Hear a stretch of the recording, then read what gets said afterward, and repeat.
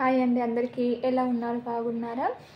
అయితే అన్ని డిస్ట్రిక్ట్ వాళ్ళు లిస్ట్ అడుగుతున్నారండి. ఆ లిస్ట్‌లో అయితే రాలేదండి. ఒక ఖమ్మం డిస్ట్రిక్ట్‌దే ఆ డిస్ట్రిక్ట్ వెబ్‌సైట్‌లోనైతే పెట్టారండి. వేరే ఏ డిస్ట్రిక్ట్‌ది కూడా డిస్ట్రిక్ట్ వెబ్‌సైట్‌లో అయితే రాలేదండి. ఖమ్మందైతే నేను వీడియో చేసి పెట్టానండి. ఎవరైనా ఖమ్మం వాళ్ళు ఉంటే ఓన్లీ 3 విలేజెస్ లిస్ట్ అయితే పెట్టారండి. ఆ 3 విలేజెస్ లిస్టే నేను వీడియో చేసి అయితే పెట్టానండి. ఒకసారి చూసే వాళ్ళు ఉంటే చూడండి.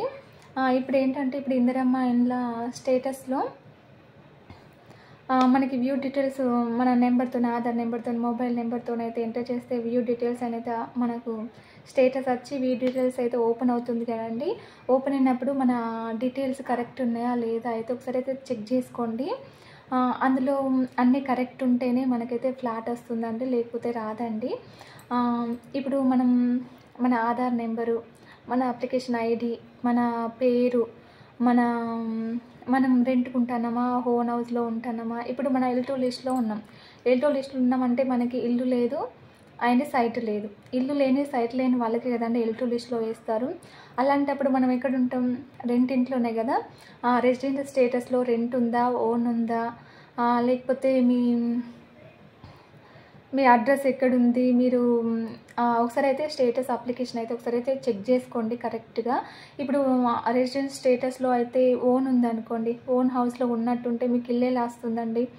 ఇల్లు అయితే రాదు కదా! మీరు ఓన్ హౌస్‌లో ఉండి మీకు డబుల్ బెడ్‌రూమ్ అనే వాళ్ళు ఎట్లా ఇస్తారు? అదైతే ఒకసారి అయితే ఇప్పుడు మా అప్లికేషన్ అయితే ఓపెన్ చేసి అయితే మీకు డీటెయిల్‌గా చూపిస్తానండి. ఒకసారి అయితే చూద్దాం.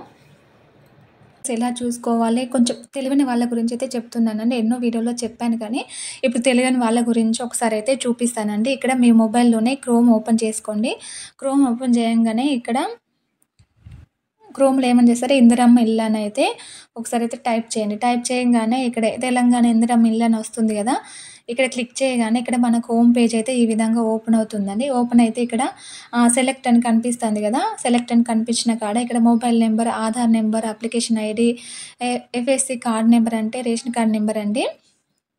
ఇందులో ఏదైనా సరే ఏ ఒక్కటైనా మీరు ఇట్లా మొబైల్ నెంబర్‌లో క్లిక్ చేయగానే మొబైల్ నెంబరు, ఇట్లా ఆధార్ నెంబర్ క్లిక్ చేయగానే ఆధార్ నెంబర్ అయితే ఎంటర్ చేసి అయితే ఇక్కడ సెర్చ్ అనే దాని మీద క్లిక్ చేయండి. క్లిక్ చేయంగానే మీ మీ స్టేటస్ అయితే కనబడుతుందండి. కనబడిన తర్వాత అక్కడ వ్యూ డీటెయిల్స్ అని అయితే కింద ఆప్షన్ ఉంటదండి.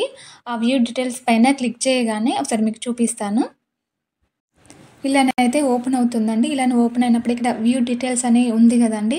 ఇవి డీటెయిల్స్ పైన అయితే మీరు క్లిక్ చేయండి. క్లిక్ చేయంగానే మీకు సంబంధించిన ప్రతీదీ అంటే మనం ప్రజాపాలన అప్లై చేసినప్పుడు మనం ఎవరి పేరు మీద అప్లై చేసినాం, ఎవరి నెంబర్ ఇచ్చినాం, అవన్నీ మళ్ళీ సర్వేయర్ వచ్చారు గదండీ! 2 మంత్స్ తర్వాత సర్వే చేయడానికి సర్వేయర్ వచ్చింది గదా!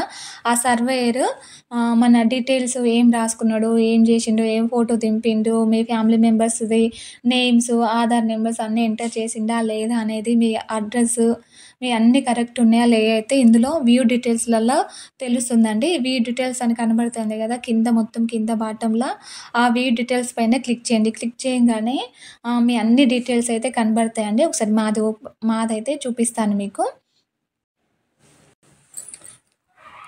ఇక్కడ చూడండి application number, applicant name, father, husband name అయితే రాయలేదు. మాకు రేషన్ కార్డ్ లేదండి. రేషన్ కార్డ్ లేదు కాబట్టి రేషన్ కార్డ్ నెంబర్ అయితే ఎయలేదండి. Aadhaar number, mobile number, scheme name అయితే రాలేదండి. ఇగో ఇక్కడ చూడండి ప్రెజెంట్ రెసిడెన్షియల్ స్టేటస్ దగ్గర చూడండి. ఇదే ఇంపార్టెంట్ అండి మనకిప్పుడు. రెంట్ మేము రెంట్‌కుంటున్నాం కాబట్టి రెంట్ అని రాసారండి. ఇప్పుడు మన L2 లిస్ట్‌లో ఉన్నామంటే ఖచ్చితంగా మనకి ఇల్లు లేదని, సైట్ లేదనే గదండీ! సైట్ లేని వాళ్ళకి, ఇల్లు లేని వాళ్ళకి ఇక్కడ ఒకవేళ ఓన్ అని వచ్చిందనుకోండి. ఓన్ అని వస్తే మనం ఓన్ ఇంట్లో ఉండి మనం L2 లిస్ట్‌లోకి ఎట్లా ఎలిజిబుల్ అయితామండి? మనకైతే ఫ్లాట్ అయితే రాదండి. ఇప్పుడు నేను పెట్టిన థంబ్‌నెయిల్‌లో ఇదేనండి.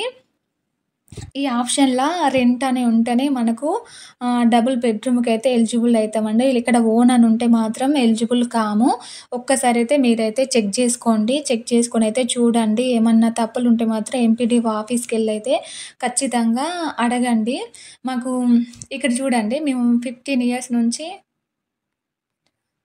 ఇక్కడ చూడండి మేము 15 ఇయర్స్ నుంచి ఇక్కడ ఉంటున్నామండి. అంటే ఇప్పుడు మా హస్బెండ్ ఉంటాడు గదా! ఆయన ఉంటారు. మాకు మ్యారేజ్ అయ్యి 10 ఇయర్స్ అయితుంది. అంటే 15 ఇయర్స్ నుంచి వాళ్ళు ఇక్కడ మంచిర్యాలలో ఉంటారని 15 ఇయర్స్ అయితే పెట్టిండండి అట్లా. ఇప్పుడు రెంట్‌కుండే వాళ్ళు ఒకళ్ళు 30 ఇయర్స్, 14 ఇయర్స్ కింద కామెంట్ చేస్తున్నారు. మాకు 30 ఇయర్స్ అయితుంది. మేము ఇన్ని సంవత్సరాల నుంచి మాకైతే డబుల్ బెడ్‌రూమ్ రాలేదు. కేసీఆర్ ప్రభుత్వం రాలేదు. ఇప్పుడు గూడా రాలేదు అని పెడుతున్నారు గదా! ఇట్లా అన్నీ క్లియర్‌గా ఉన్నాయా లేదా అయితే ఒకసారి చూసుకోండి.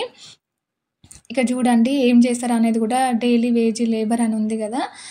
రిలీజన్ అయితే రాయలేదు ఆయనే. ఇట్లా ఇవన్నీ అయితే ఒకసారయితే చూసుకోండి డీటెయిల్స్. ఇక్కడ రెంట్ అనేదయితే పడాలండి.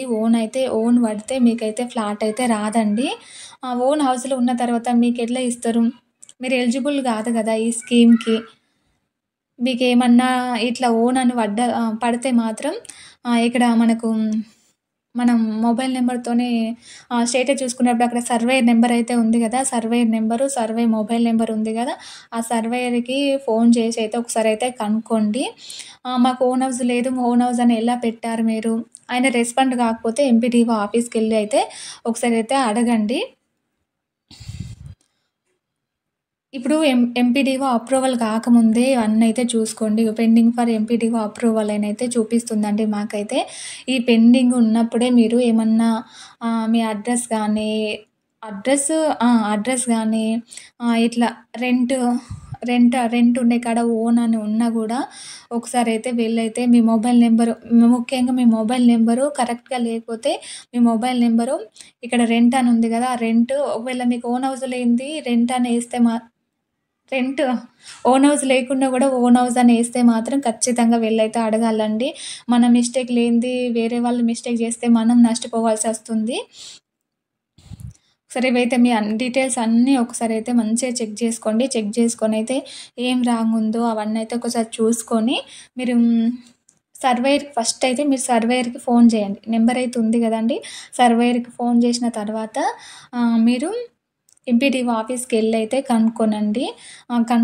మొబైల్ నంబరు కరెక్ట్‌గా లేని వాళ్ళు, అప్పుడు తప్పుగా ఎంటర్ చేసిన వాళ్ళు, ఒకవేళ ఆ మొబైల్ నంబర్ పోయింది, మళ్ళీ కొత్తది కావాలనుకునే వాళ్ళైతే ఖచ్చితంగా ఎంపీడీఓ ఆఫీస్‌కెళ్ళైతే చేంజ్ చేసుకోండి.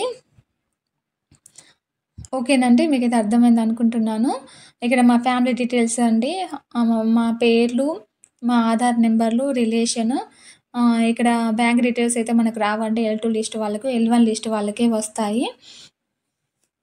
ఓకే అండి. ఈ విధంగానైతే వ్యూ డీటెయిల్స్ అయితే ఓపెన్ అవుతుందండి.